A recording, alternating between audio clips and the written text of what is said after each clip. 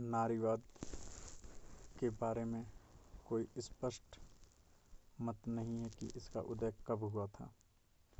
इस संबंध में अनेक मत हैं, लेकिन आमतौर पर यह माना जाता है कि काल्पनिक समाजवादी चार्ल्स फोरियर ने 19वीं शताब्दी में इस शब्द का पहली बार उपयोग महिलाओं के लिए समान अधिकार का उल्लेख करने के लिए किया। पश्चिम में प्रारंभिक 19वीं शताब्दी में महिलाओं का एक पृथक हितगुट के रूप में उदय अंशतः इसलिए हुआ क्योंकि इस वक्त यह स्पष्ट हो गया था कि 17वीं तथा 18वीं शताब्दी की पूंजीवादी लोकतंत्रीय क्रांतियों द्वारा दिए गए समानता के वचन से महिलाओं को अलग रखा गया था, और अंशतः इसलिए कि औद्योगिक क्रांति के परिणाम स्वरूप महिलाओं की सार्वजनिक रोजगारों में उपस्थिति काफ़ी बढ़ गई थी। महिलाओं का प्रश्न इसी समय उदित हुआ।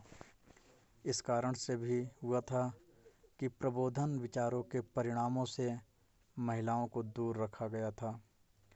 विश्व के अन्य हिस्सों में सार्वजनिक क्षेत्र में इस प्रश्न का जन्म साम्राज्यवाद विरोधी आंदोलनों तथा सामंतीय दमन के विरुद्ध संघर्षों के संदर्भ में हुआ।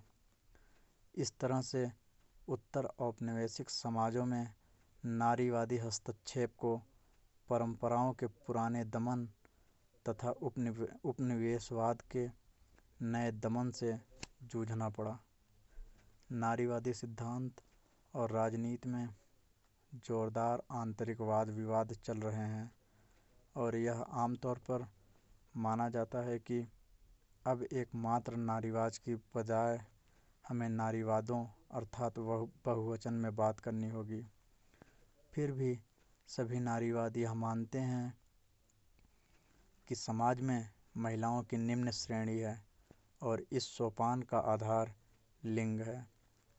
इस सोपान को स्त्री तथा पुरुष के मध्य प्राकृतिक विभेदों के आधार पर न्यायोचित समझा जाता है, लेकिन नारीवादी यह मानते हैं कि वास्तव में सामाजिक, सांस्कृतिक तथा आर्थिक शक्ति संरचनाओं पर आधारित है, जिनका दोनों यौनों के बीच जीव वैज्ञानिक संबंधों से कोई लेना देना नहीं है।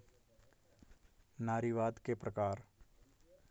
विश्व के विभिन्न हिस्सों में एक शताब्दी से अधिक के नारीवादी विचार तथा राजनीति के एक समृद्ध साहित्य का सृजन किया है।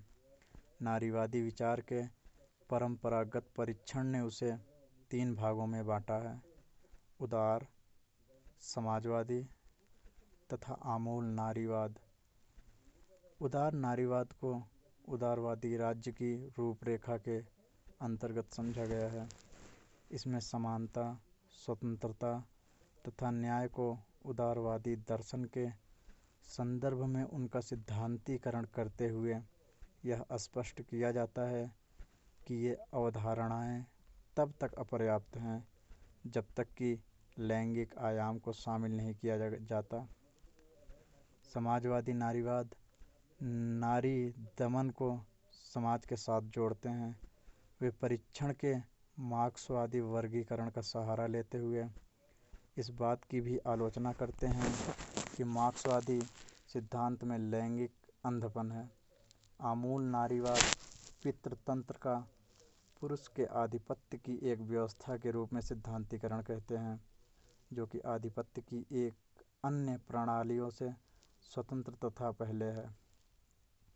अर्थात आमूल नारीवाद में शोषण तथा दमन के सभी स्वरूप एक रूप से यौन पर आधारित दमन से बनते हैं। अर्थात आमूल नारीवाद में शोषण तथा दमन के सभी स्वरूप एक रूप से यौन पर आधारित दमन से बनते हैं, क्योंकि ऐतिहासिक तौर पर यह दमन का सबसे प्राचीनतम स्वरूप है। लेकिन यह रूपरेखा नारीवाद में वाद विवादों की जटिलता को पकड़ नहीं पाती।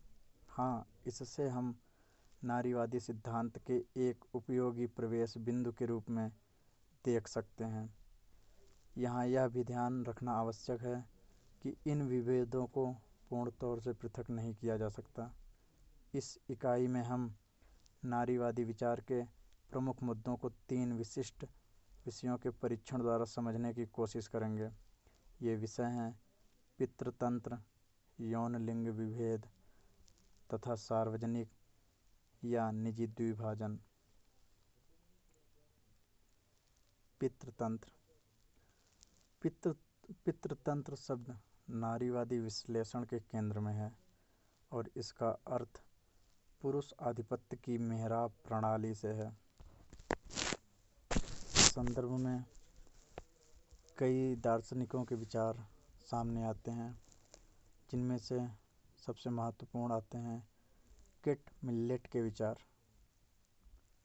किट मिलेट 1970 के दशक में पितृतंत्र शब्द का उपयोग करने वाले प्रारंभिक आमूल नारीवादियों में से हैं। इन्होंने समाजशास्त्री मैक्स वेबर की आधिपत्य की अवधारणा को विकसित करते हुए यह दलील दी कि संपूर्ण इतिहास में दोनों यौनों के बीच आधिपत्य तथा अधीनस्थ के संबंध रहे हैं। इसमें पुरुष ने अपने आधिपत्य का प्रयोग 2 स्वरूपों में किया है, सामाजिक सत्ता और आर्थिक सत्ता द्वारा। यहाँ पितृतंत्र पर एक व्यवस्था के रूप में जोर है, जिसके द्वारा यह सिद्ध किया गया है कि स्त्री के ऊपर पुरुष की शक्ति कोई व्यक्तिगत घटना चक्र नहीं है, बल्कि वह तो एक संरचना का भाग है। इसी संदर्भ में गेर्डा लर्नर के विचार यह कहते हैं कि परिवार में नारियों तथा पुरुषों पर पुरुष आधिपत्य की अभिव्यक्ति और उसका संस्थाकरण और समाज में आमतौर पर नारियों पर पुरुष आधिपत्य का विस्तृतीकरण। इसका अर्थ है कि पुरुष समाज में सभी महत्वपूर्ण संस्थाओं में शक्ति संभालते हैं तथा नारियों को इस शक्ति की पहुंच से वंचित रखा जाता है। इसका अर्थ यह नहीं है कि प्रत्येक व्यक्तिगत पुरुष हमेशा आधिपत्य तथा प्रत्येक व्यक्तिगत नारी हमेशा अधीनस्थ की स्थिति में होती है। इसका यह अर्थ आवश्यक है कि पितृतंत्र के अंतर्गत एक विचारधारा है जो यह कहती है कि पुरुष नारी से उत्कृष्ट है, नारी पुरुष की संपत्ति है तथा नारी को पुरुष के नियंत्रण में रहना चाहिए।